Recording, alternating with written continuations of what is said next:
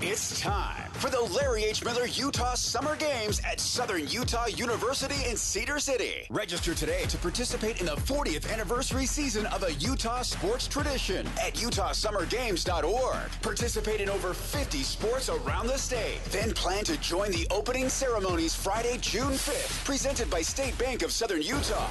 Register today to participate in the 40th anniversary season of the Larry H. Miller Utah Summer Games. I sold my car in Carvana last night. Well, that's cool. No, you don't understand. It went perfectly. Real offer, down to the penny. They're picking it up tomorrow. Nothing went wrong. So, what's the problem? That is the problem. Nothing in my life goes as smoothly. I'm waiting for the catch. Maybe there's no catch. That's exactly what a catch would want me to think. Wow, you need to relax. I need to knock on wood. Do we have wood? Is this table wood? I think it's laminate. Okay, yeah, that's good. That's close enough. Car selling without a catch. Sell your car today on Carvana. Pickup fees may apply. Not only do these guys give you the best Jazz coverage in the market, they've got you covered with the Mammoth, the Cougars, the Utes, and the Aggies. This is Jake Scott and Ben Anderson on 97.5, the KSL Sports Zone. Jake and Ben, 97.5, the KSL Sports Zone. Join Scotty G and the coach coming up Wednesday this week from 10 to 2 at the Bar W Beef pop-up event at the Cal Ranch store in Spanish Fork. 950 North Main Street. Again, their pop-up event Wednesday from 10 to 2. Ben, we teased this. The Jazz did show up on the list. Now, who did this survey? The Athletic has been reporting it. It is The Athletic, yeah. Is it The Athletic? Surveying players. And the question was, the number one team they did not want to get traded to, and the Jazz were on the list, Ben, with 5%. But they were what number? 1, 2, 3, 4, tied for 5th. Mm-hmm. Which I was kind of surprised. And we can discuss why we think that. I'm not surprised they're on the list, but surprised that they're lower. Here are the teams that are above them. The number one response on the list, by a long way, 35.8%, was your Memphis Grizzlies. Yes. More than a third. Number two on the list with 11.7%. So notice that drop off from 36 to 12. The Washington Wizards. Number three at 10.8, the Sacramento Kings. Number four at 6.7, New Orleans. Tied with the Jazz at 5%, Brooklyn. And then Charlotte, below that, Charlotte, Portland, New York. That's kind of funny. Detroit, Indiana, Milwaukee, and the Lakers. I'm trying to figure out exactly how many voters we think there were. I know the list will tell you. It's something like 120. It's not the whole league. It's not the whole league, but it's a decent chunk, and I've seen them conducting these and grabbing players and pulling them aside. So I do think it's legitimate. 5% for the Jazz is good. That probably means somewhere between 2 and 6 players they asked. More than 2 because, again, the teams that are below the Jazz, Milwaukee, and the Lakers who make the list are at 1.7% chance. Right. Or 1.7% of the vote. Mm-hmm. If that's 1 each, then you can do the math. That would be whatever, 60 players or so that they asked, 58 players that they asked. The Jazz at 5% means a handful of players said, no, I don't want to go to Utah. But to be tied with Brooklyn, well, Brooklyn's a great city if you want to be a young person who has a lot of money and go out on the town. So I think some of that has to do with opportunity to win. Some of that probably does have to do with some of the old things about Utah, which I think is totally fine. If you don't want to live in Salt Lake City, that's totally your choice. But Memphis obviously fascinating at 35%. And they have been very misrun, and the players seemingly have had a very hard time living there. I would guess that all 5% don't want to play in Utah either for one of two reasons. One, probably they don't know anything about Utah. Uh-huh. They buy into the stereotype. In my opinion, the wrong stereotype, but there is that out there. Uh-huh. Or they are misled about the Jazz roster and think it's legitimately a 22-win team, which there is that out there too. Uh-huh. I would guess that that's probably what it is. Excuse me. The other names on this list, though, why Memphis at 35.8? LeBron was clowning the market. I would guess that LeBron's not the only one. I've never been to Memphis, but I've actually only heard good things. Our guy Jonathan Reinhardt is from Memphis, but apparently there's something out about the Memphis market. Partly the owner, probably, and partly Ja Morant. there's obviously bad stuff happening right now in Memphis. I mean, Brandon Clark just died, and I know he was not in Memphis when he was there, but like that was the team that was partially responsible for taking care of him. This survey was probably pre that. Probably was. I mean, yeah, it was done during the season. Yes, it was not. Brandon Clark died last week, and it's an absolutely tragic story. But yes, along those lines, like I do think there is some concern about how this is all working out. What's happening in Memphis, how the players are being taken care of, what the facilities look like, who's in charge, who's running the show. And clearly the problem is I think that John Morant and T. Morant have been running the show in Memphis, and they've seemingly just handed over everything to get it for him. By the way, it was 161 players that were totaled. So 5% of the vote, whatever that would be. It's like 6 or 7 players? Yeah. Yeah.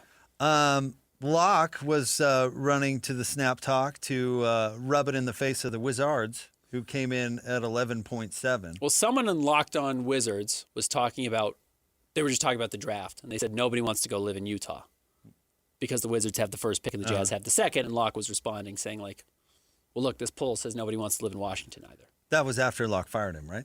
Probably. I don't know if Locke has that authority. Oh, yeah, Locke's business anymore. He's still running the show over there. Yeah.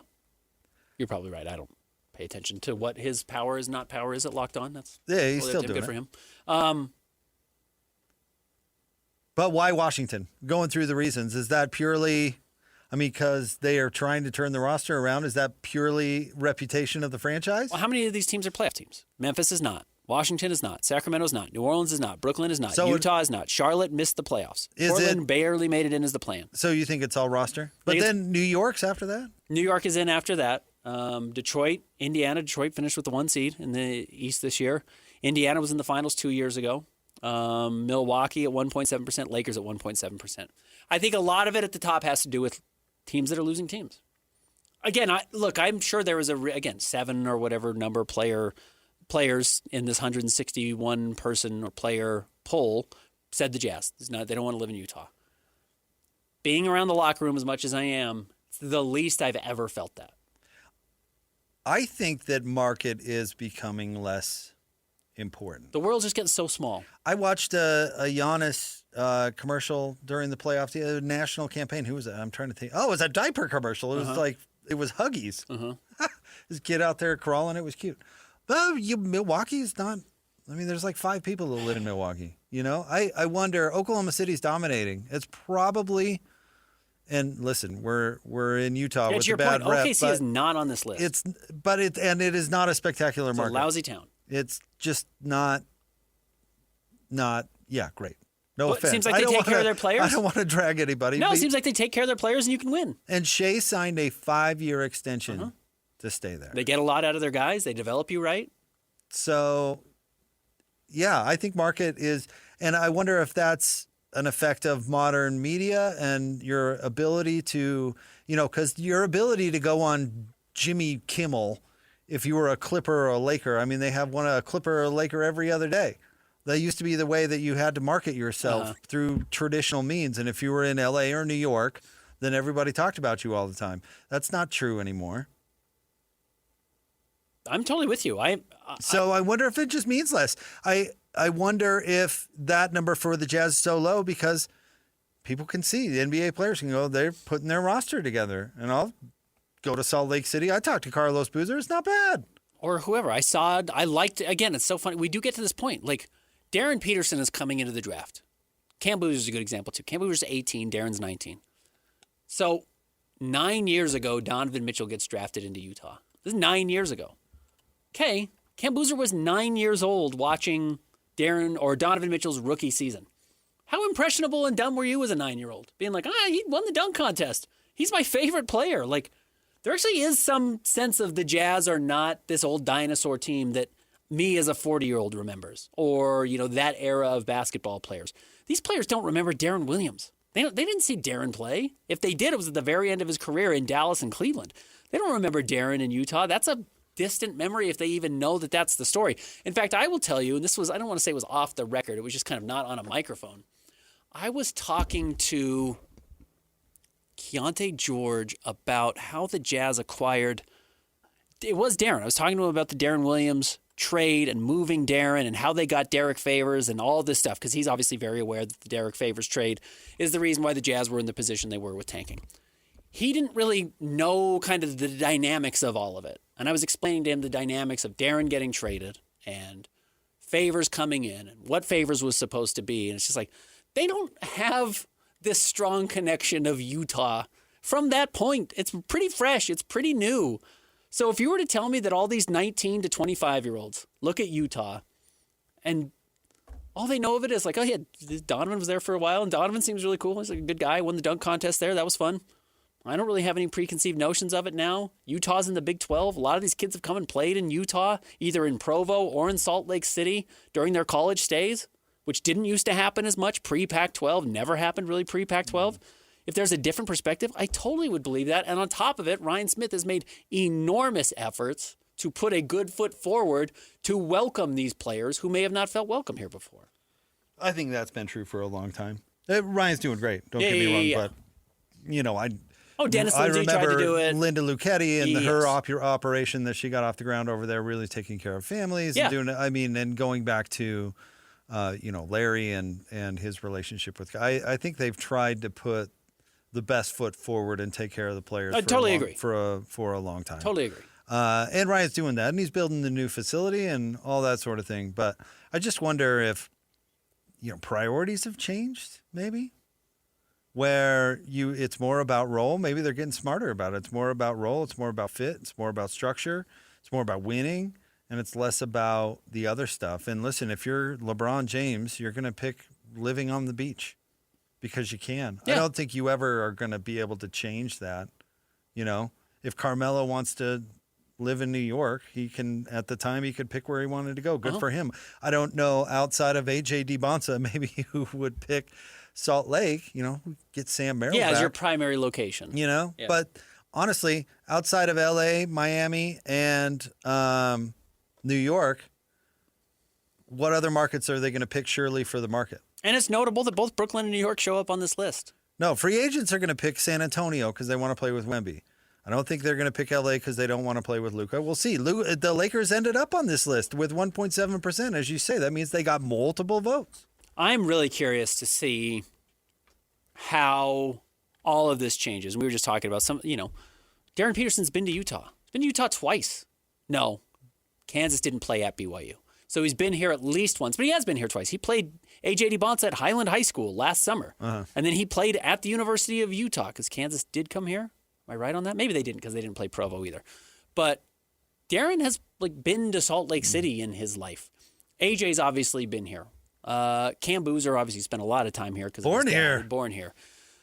It's like, I just don't know if we're going to get to this point. I remember talking to Kristen Peak, our friend.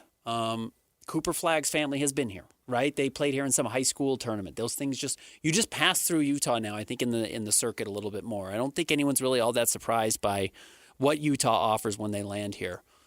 I am curious, though, if NIL will change some players' desires to feel like you have to be on a big-name college team and then you have to be on a big-name NBA team, or if you can kind of shed that identity or reputation before you even get to the pros, where I think a lot of these guys, I got to be Kentucky and then LA, or I got to be Duke and New York, or whatever they think the major cities are where the major players go. I just don't know if that's as important anymore. I just think these kids have access to a much bigger world far more easily that is not relegated to 3 or 4 cities like it may have been in the 80s or the 90s or even the early 2000s, and it's just not really the case anymore.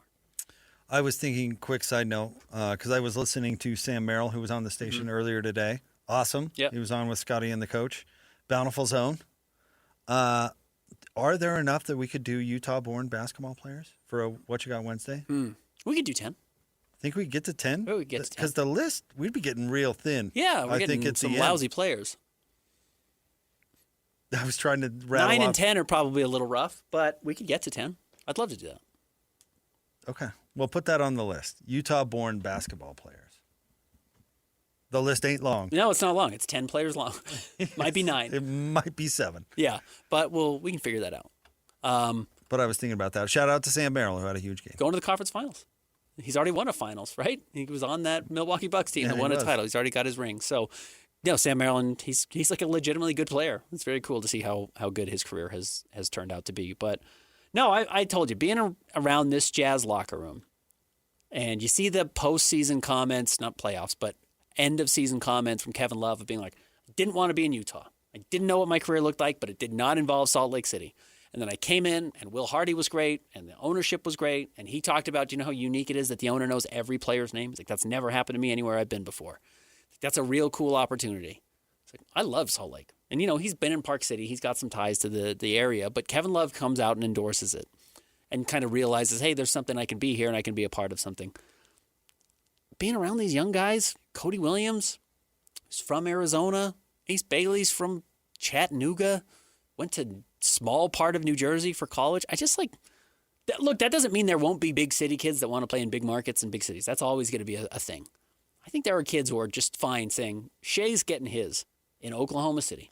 I just want to carve out a niche where I can get mine. That's what I'm saying. I think the priorities have changed a little bit. Yeah, which credit those kids. It's good for the Jazz, good for them, but credit those kids who recognize that what they've been peddled or what maybe previous generations have been peddled does not have to be the truth. You get to design your own pathway. You know, I think the Phoenix Suns are a series of clowns dressed up in basketball uniforms for the most part. I'm not a huge Devin Booker fan. I love the idea that he wants to play his entire career in Phoenix. I think that's really cool. Phoenix is not super city. It's a much bigger city than Salt Lake, but it's not Los Angeles, and it's not Dallas, and it's not Miami, it's not New York along those lines. You can get a Kardashian there in under an hour. You certainly can. But, you know, Damian Lillard's ties to Weber State and has always spoken glowingly about Utah as well. I think all of those little pieces help. And I think changing it and the Jazz maybe being good enough next year to justify some of it, I think would be a good sign for the future. And you know what? Adding another professional sports team of the major four, MLS does great here. It's very cool. Yeah. Adding another team in the NHL, and if it ends up becoming MLB as well, I don't think that hurts. Also, nobody's free agent anymore in the NBA. So that's another big part of it. So good times. Because it is funny. That's a great point. I love that point. In the sense that, like, there was just this narrative that it was always easy to slight the Jazz or slight Utah specifically. Like, well, he's never going to sign in Utah. Like, I went back because we were talking about the Jazz making the mistake of what should they have done with Donovan Mitchell after his first year. And they go out and they trade for Mike Conley. And I went back and looked at who else was available the summer of 2018, whatever it was when the Jazz traded for Mike. It must have been, Donovan played 2 years with Ricky, right? Because he was hurt the second year. Yes, they did play 2 years together for sure. And then traded for Mike Conley in the summer of 2019. The two other guys that were moved that could have been fits for the Jazz conceivably were Malcolm Brogdon or Jimmy Butler. Well, at that time, everyone had said, well, Jimmy Butler's never going to Utah. Why they probably wouldn't even consider it, and he went to Miami, leaving Philly. Probably never would have even considered Utah. But he didn't even move in free agency. That was a trade. But in a free agency era, you're right. People weren't signing in Utah willingly. It's not even a part of the conversation of how you change teams. And in fact, if you hit free agency, it's a bad sign. And you're just trying to find anywhere you can to get a job to stick around in the NBA. Not a lot of guys are getting to free agency before they extend well before that. Yeah, and those that are damaged goods like Nurk and his broken beak. His broken beak. You know, you're getting a former, big contract guy, but he's got breathing problems. If Nurk was more valued, he would have signed a deal last summer in Charlotte or in Phoenix 2 years ago. He never would have been here. Never would have been a free agent. Yeah. So the game has changed. And if you trade for a guy like Jaren Jackson Jr., who has 3 years left on his deal, his opinion doesn't matter. Correct. So good news. Yeah. But then if you can, they perform and you can convince them to stay, all the better. Even if it's just for 1 year like Paul George with Oklahoma City. Makes all the difference. Yeah. I do think the most important thing you can do is win. Yeah. Attract players by winning. Have an opportunity. Yep. Like Oklahoma City. Except for where now they have to gut the team because they can't afford it. Correct. Adam Silver doesn't want you to stay good. In all honesty, and not to change topics, but they're going to lose Hartenstein. They're going to lose Lou Dort. Mm-hmm. The only players, I should bring it up, they only have like 4 players under contract. Yeah, it's going to be their top 3 guys. It'll be A.J. Mitchell, like Wiggins. And they're going to have to retool around Case and Wallace. They're going to have to retool around a lot of those players. They're going to do it with those draft picks that they didn't trade. Yeah, they we'll better see hope. if that pays off. Yeah, in all honesty. Yeah. It's a bad design. Is it? Denver tried to do it. They're going to get 2 titles out of it, though. Yeah, they will. No, their design to this point worked. They built a team in the this CBA era, and they're just kind of riding into this current CBA where they're making it so hard to keep these players. But yes, they're going to get 2 titles out of it. This is it's the same as Flacco. Remember when the Ravens had to pay Joe Flacco and then they had to cut the rest of the Lost team? Everybody else. Then they couldn't tape it back together. But if they pick the right rookies and develop them, I mean, speaking of A.J. Mitchell, I mean, what was that dude, undrafted? Second-round pick. Second-round pick? Yeah. And you're making a contributor out of him? That means if he's a second-round pick, he is working for a ham sandwich He's making $3 million a and year. a can of beans. Yeah, nothing in the NBA. Nothing. And they've got total control over him. A couple years. For a this couple year of years? And next year, meaning next season and the season after. So you find a few of those, and maybe you can do it, which is what they're betting on. Yeah. It's a dangerous bet. But you have the right 3 guys atop their roster. It's just hard to be like, I think we can find a guy in the second round that will be a championship-level player. They have the Clippers, though, this year, right? They do have the Clippers pick. And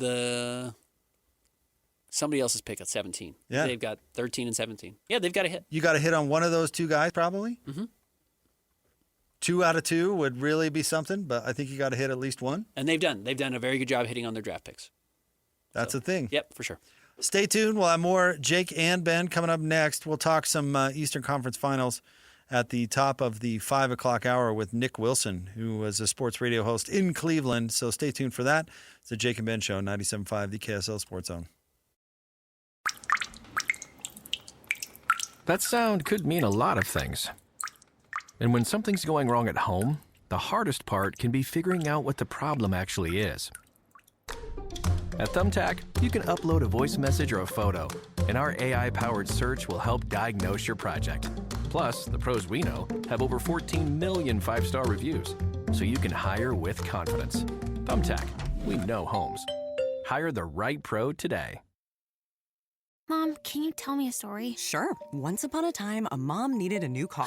Was she brave? She was tired, mostly. But she went to Carvana.com and found a great car at a great price. No secret treasure map required. Did you have to fight a dragon? Nope, she bought it 100% online. From her bed, actually. Was it scary? Honey, it was as unscary as car buying could be. Did the car have a sunroof? It did, actually. Okay, good story. Car buying you'll want to tell stories about. Buy your car today on Carvana. Delivery fees may apply. Not only do these guys give you the best Jazz coverage in the market, they've got you covered with the Mammoth, the Cougars, the Utes, and the Aggies. This is Jake Scott and Ben Anderson on 97.5, the KSL Sports Zone.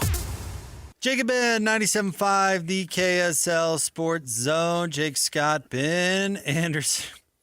Thank you for making us a part of your day. Came across a funny meme of Will Hardy giving someone the bird. Is that a real picture? Probably not. That doesn't seem like him. Morgan Scalley has discussed Kyle Whittingham's exit from the University of Utah. Do you want me to read you some quotes? Sure. These are from our friends at On3. Uh-huh. Morgan Scalley says, all I know is I love Kyle Whittingham. The guy helped me believe in myself as a defensive football player. I was an offensive guy that he ended up switching to defense. And he gave me an opportunity. He gave me opportunity after opportunity along the way. Not only as a graduate assistant, but as an assistant coach, special teams coordinator, and defensive coordinator. This is where I'm really curious to see how your opinion changes on Morgan. He says, he believed in me, and I have nothing but respect and love for the man. If there's any misconception that Morgan Scalley had anything to do with pushing him out, there's no way. I was 100% loyal to him and have nothing but respect and love for him. Went third person on us. Change your opinion? Utah should have kept Whitt around? No. No. Okay. Scally went into some detail, this is per Pete Nakos, on how he survived January's transfer portal while crafting his own vision for Utah's future. And there's a big, long conversation with Scally. You know what I will say? If, and I assume it will because, Darren Williams is back and welcome in Utah, eventually the olive branch is extended between Kyle Whittingham and the University of Utah. The man that makes it happen might be Morgan Scalley.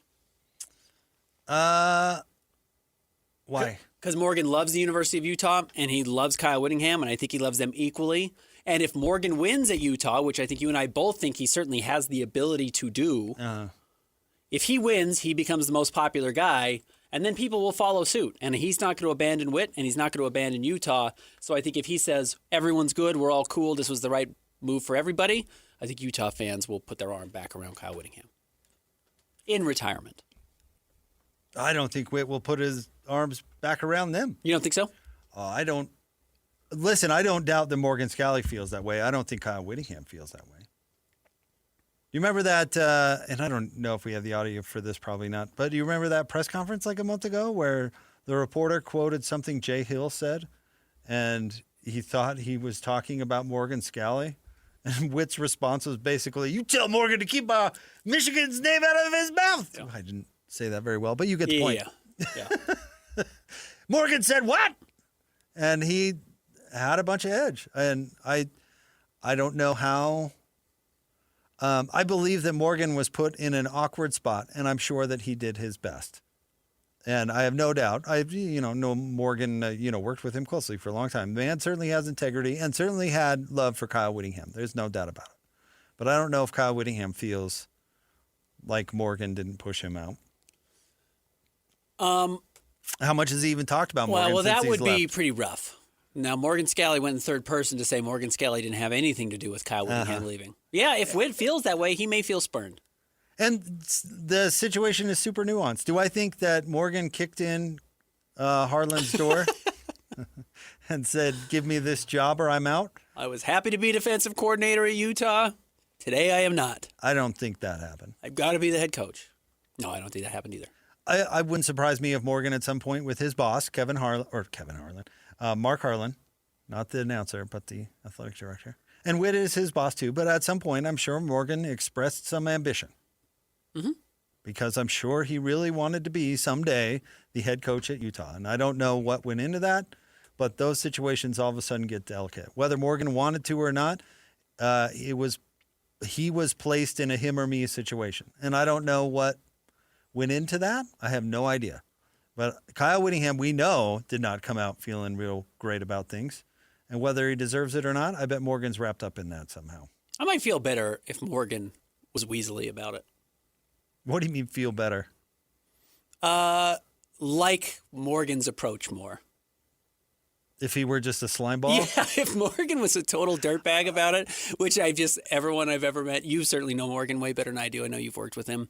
I've never worked with him. I've talked to him 24 times in my life, covered in practices and stuff. But everyone I've ever known just like swears by Morgan Scalley. Everyone's just like really good guy. Everyone really trusts him and likes him. Players certainly really love him. Utah trusted their program to him. He's got a lot of, thumbs up from people, a lot of votes of approval.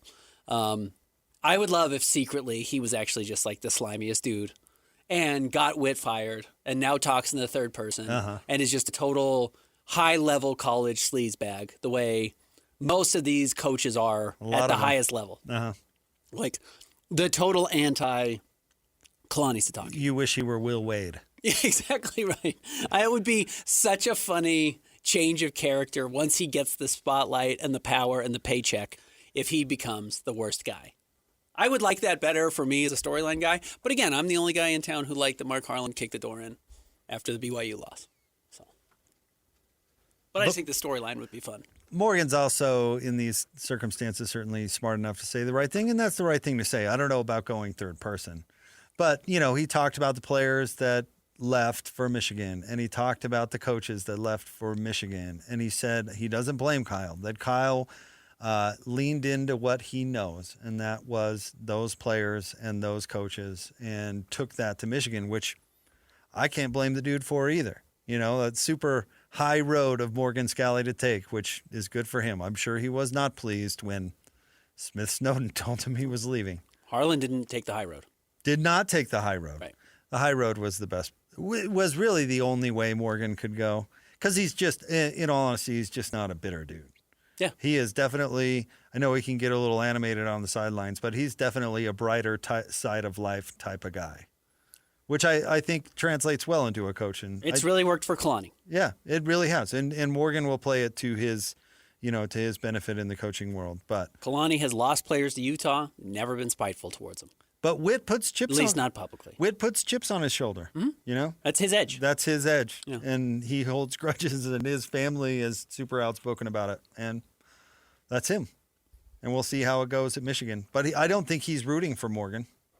No, Whitt will not. If you want to talk about a rosy outcome where reconciliation is made, if Morgan wins, that even less likely to happen. The most likely scenario where Utah and Kyle Whittingham have a happy ending sooner rather than later is if Whitt goes and wins a national championship at Michigan and retires on top, and then comes and moves back to Salt Lake City and retires wherever he wants to retire.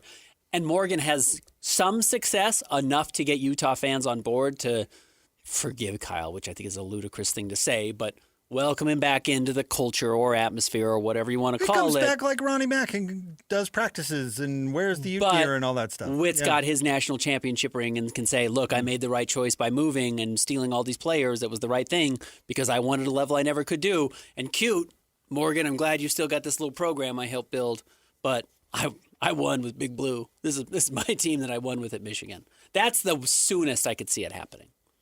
I think some people not named Morgan would have to not be there. Well, that's going to happen soon too.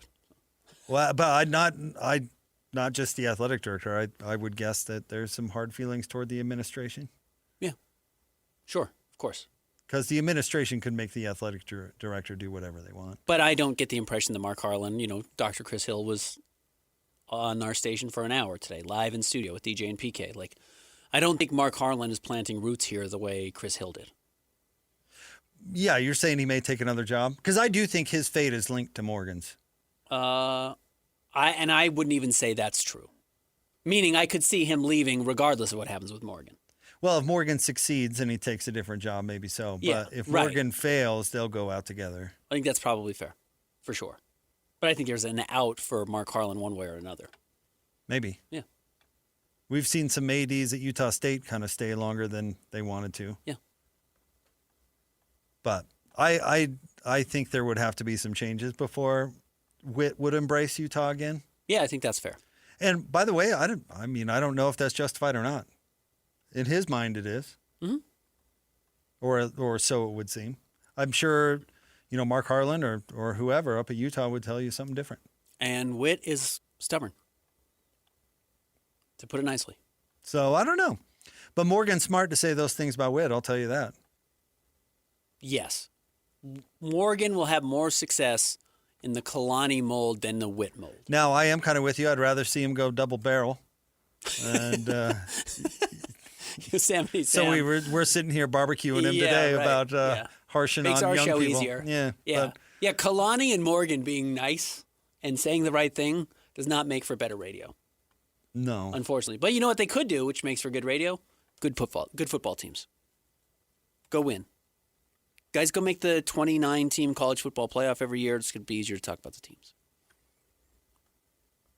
I don't know. Drama is pretty easy to talk about. Sure, but you don't last very long. Well, this game was absolutely stolen from us. We were excited about being in the Big 12, but tonight I am not. See, that was after a loss for them. And that dominated the next day. You know what the best thing we could get is Morgan winning at Utah, but also talking about himself in the third person. All the time? Because we would play that quote. Every time he says it, we would play the quote. I want Pete to release the audio of Morgan calling himself Morgan Scalley. Because I would love that. Have you ever talked about yourself in the third person? I've not. Are you sure? No, not sure. But maybe in this situation. And look, again, I don't pretend to know Morgan as well as a lot of people here locally. But I, like everybody, can hear exactly what Morgan Scalley said here. I can hear his voice and his cadence deliver this exact line. He believed in me. I have nothing but respect and love for the man. But if there's any misconception that Morgan Scalley had anything to do with pushing him out, there's no way. And he's kind of always laughing at the end of his sentences. We know how Morgan talks. I can see how he would throw his name in there in the perception of somebody else viewing it from the outside. I don't think he actually is going, who's the most famous third person? Karl Malone's up there. Karl Malone had it. George W. Bush do it? No, H.W. Second time we talked about him. Regardless. Yeah, mailman's up there. The people who have said it, I don't think Morgan's going to lean into that. Damian Lillard does it now. I picture Ben doing that while talking to his kids. You're never going to be a Ben Anderson, but son, I need you to be better in school. There's only a couple of Ben Andersons in this world, and you ain't one of them. But I'm proud of you anyways. Dad, my name's not even Ben. I know you both won't live up to the standard that Ben Anderson sets. Ben Anderson set a high standard for this family. But I expect you to do better in school. I still love you. No? No. You should start. Yeah, it'd be awkward. No, I think you could really lean into it. I mean, it's kind It's of Bob Dole, by the way. Bob Dole Oh, talked yeah, about Bob himself in Dole the first person, did. not HW. Because didn't SNL do a skit where he fell asleep saying Bob Dole? Bob Dole, yeah. Great first-person name. Third-person name. Bob Dole, easy to say. Hey, okay. The odds before we ask that Christian has any idea who Bob Dole is. Oh. Don't Google it. Nope, don't do it. No. No. Okay, so that's 100% right there. How old were you aware of Dukakis? Yeah. Okay. You are old enough to be aware of Dukakis. I was? I was not. I'm about 4 years younger than you are, though, and that's like the age gap there. But Dukakis, I think, technically ran during my lifetime. No, he must have not run during my lifetime because I was born during Reagan. So I was not. Dukakis ran in 88. Okay, so I was. I was 2 years old. Bob Dole went up against, he was the Republican nominee for president in 1996. Longtime senator. Yeah. Kind of a legendary. Cool senator. guy or no? Yeah. Yeah, kind of like an old war hero, right? I mean, definitely one of the blander people that have run for president, I would say. Yeah, had an issue, had to hold a pencil in his left arm all the time because I don't remember exactly what, it was a neurological issue, I think. I can't remember. Somebody will tell us. Do you remember John Kerry, Christian? John Kerry was in your life. Jim Carrey, the Grinch? John Kerry and Bob Dole were like the opposite party, but the same people. Yeah. Just kind of old dudes. Bland. Yeah, it's kind of bland old dudes. Wonder why they lost. Kerry was only the nominee because that one governor lost his mind for that one split second. Yeah. Politics are great. Great. But yeah, Bob Dole was on the bland side. Yeah, for sure. And old. At the time, he was old. But then again, So he talked about himself in third person, or was that only Bob SNL? Dole. No, he called himself Bob Dole. Yeah. Ben Anderson thinks you should pack your lunch today. Ben Anderson thinks you're going to be late for the bus. All right, stay tuned. More next. 97.5, the KSL Sports Zone. I drive my bus in a busy city. That's why road safety is so important to me. I know that I must slow down and be extra careful when I make a wide turn. Buses need more room than cars. Everyone can help keep our roads safe. Next time you're driving, remember to give buses plenty of time and space to finish turning before driving ahead. Let's all plan to share the road safely. Learn how at www.sharetheroadsafely.gov. Mom, can you tell me a story? Sure. Once upon a time, a mom needed a new car. Was she brave? She was tired, mostly. But she went to Carvana.com and found a great car at a great price. No secret treasure map required. Did she have to fight a dragon? Nope, she bought it 100% online. From her bed, actually. Was it scary? Honey, it was as unscary as car buying could be. Did the car have a sunroof? It did, actually. Okay, good story. Car buying you'll want to tell stories about. Buy your car today on Carvana. Delivery fees may apply. This is Jake Scott and Ben Anderson. Now, every day from 2 to 6 on 97.5, the KSL Sports Zone.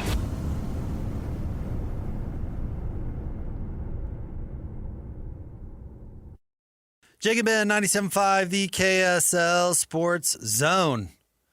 Ben, right now this is kind of a story, non-story, but the Pac-12 and the Mountain West Conference have settled their law disputes. No, I say non-story because we have no idea what that settlement is. And we knew this was coming.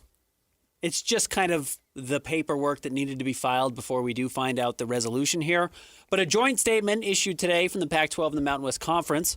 The Pac-12 Conference, the Mountain West Conference, and Boise State University, Utah State University, the Board of Governors, the Colorado State University system for the benefit of Colorado State University, the Board of Trustees for CSU, that's California State University, San Diego State, Cal State, Fresno have reached an agreement in principle to resolve the pending lawsuits. The parties have agreed to stay the lawsuits in California and Colorado while they work to negotiate and finalize the settlement. This is about the fees that these schools owe leaving the Mountain West Conference from the Pac-12, or to pay the Mountain West from the Pac-12 to pay the Mountain West. Yes, to leave the G5 and go to a differently named G5 conference. Now, what I would like to know, well, first of all, I'd like to know the figure. But one thing I do know, Ben, is that none of those schools can afford it. So I want to know how much Oregon State and Washington State are going to pony up the dough to cover this stuff. Because they got the leftovers from the Pac-12, remember? Mm-hmm. We're talking about all the money in the bank. They have a war chest. There were payouts from NCAA tournament runs, from college football playoff appearances, if I remember correctly. There were exit fees. Yeah, there were exit fees. They got a haul. They got a haul. We should go back and look at what the figure was, but it was significant. Utah State and the like needs to twist some arms, and maybe they already did the twisting that those two schools need to cover some of the exit fee. I'll be curious if we ever learn about that or if that is ever a thing. But they've got a bunch of dough. They should be helping these schools out. I mean, Utah State is a public university here in Utah. We know their budget. They're not swimming in dough. They can't afford whatever $1 million to pay to the Mountain West. Meanwhile, poor Gloria Nevarez, that job just isn't the same as the one she took. I got a job, and then everybody left. I went to the party, and then I was the last one at the party. Looked like about $29 million each. Is that what they're saying? Yeah. To get out? Washington State, Oregon State each got. Right. I was going to say, payouts. That seems really It'd be steep. I don't think you guys can afford that. They made about $65 million combined. So they should probably cover some of that. I would imagine, because they need to have a home. And Utah State, Boise State, all these schools saved Washington State and Oregon State. This was their power move. Correct. Instead of folding themselves into the Mountain West, which is what I still wish would have happened. Probably would have been easier. They pirated the league. Oregon State and Washington State paid kids to walk home with them from school. Right. And these are the kids. So you hope they get paid anyway. Yeah. Because it's not worth the straight jump if they have to pay whatever $1 million it is to get out. Yeah. They certainly have better things to do than cover that at the moment. Christian, how many kids you pay to walk home from school with you? Whoa, what grade? Total? Total. We're talking about net. Christian didn't walk home from school. Yeah, you couldn't where he lived. It's too dangerous. Too many kids disappearing in Brigham City. Did you walk home from school or did you get a ride? No, I walked to the bus stop. Okay. Uphill both ways? Yeah. Snowing constantly? Oh, yeah. So I'm curious to see what, this final figure is, because I don't think there's a lot of money to go around. I don't think anyone has a lot of money right now in college football. It's all getting paid out to whatever players you do have, if you can do any. Oh, yeah, if you can do any. Yeah, so I don't know. This whole thing feels like a Ponzi scheme to me. I don't think the school, Utah State, the school, is paying anybody. Yeah, I agree. They've got some donors that are giving a little bit of money here and there. And that's it. As much as they can. Well, they took the buyout from the coach, and maybe they're paying a couple of players with that. But from what we could tell, the school itself is not paying anybody. Agreed. And by the way, they didn't have the budget to do it. That's something that totally goes under talked about with you've got 20 whatever $1 million. How many schools are actually doing it? Yeah, because the budgets, that has to come out of their budget. They're not going to stop spending somewhere else. If my current lifestyle was changed and the U.S. government said, oh, by the way, you have to pay your kids now to be your kids. Like, well, I already have a 13 and a 10-year-old. What do you mean? I have to pay them? Like, yeah, full salaries to be people's. I can't afford that. What do you mean? This is not the system I bought into or brought these kids into. And now you're changing it? And that's what Utah State is. Like, what do you mean? We gave them scholarships. We set up dorms. We had classes for them. They just came and played football, and we traded them an education for this. Like, oh, no, it's millions of dollars now you have to also. give them $1 million. I don't have that. Right. Yeah, some of these schools just don't have it. Well, you do if you close up a bunch of programs. Which did you read about that over the weekend? I saw, you talking about Arkansas? There were a bunch of schools that closed a bunch of programs, or at least it was reported on over the weekend. I didn't see the new ones. I'd have to go back and find it. But I know Arkansas had closed men's and women's tennis, and then a groundswell of support brought them back, like through donors believing that they want to have tennis back at Arkansas. So some have come back, but again, I think it's based solely on donations. It's not money they have in their pockets as a school. Nope. Boy, this thing's falling apart quick, it seems. Terrific. Really well done. But for Utah State, that number will matter. How much is it? And how much are the Beavs going to cover? Because their old AD's still up there, right? Is it Scott Barnes still up in Oregon State? Man, is it still Scott Barnes? That's a throwback name. Scott, how much you going to cover of this, dude? We know you're swimming in dough up there. Am I? He's going to say no. They're going to want him to say yes. I'm sure those promises were made before Utah State left. Had to be some of it. We will help with your buyout. All right, stay tuned. We'll have more Jake and Ben coming up next. 97.5, the KSL Sports Zone. Summer is all about freedom, fun, and growing up. And between the ages of 9 and 13, kids are starting to form their views about alcohol. With more independence, their still developing brains need more guidance and support than ever. That's why summer is the perfect time to stay connected and plan fun, safe family activities together. Research shows kids who spend quality time with their parents doing what they enjoy are less likely to drink underage. And when kids feel close to you, they're more likely to listen, especially when you set clear expectations. In fact, kids who drink before 15 are far more likely to struggle with alcohol later. This summer, create a no-bummer summer with fun, alcohol-free activities for your kids. Go to summer.parentsempowered.org to take a quick quiz and discover ideas tailored to your family. A little time together can make a big difference. For more information and to learn more about how to prevent underage drinking, visit parentsempowered.org. Hey, sweetie, your mother showed me this Carvana thing for selling the car. I'm going to give it a try. Wish me luck.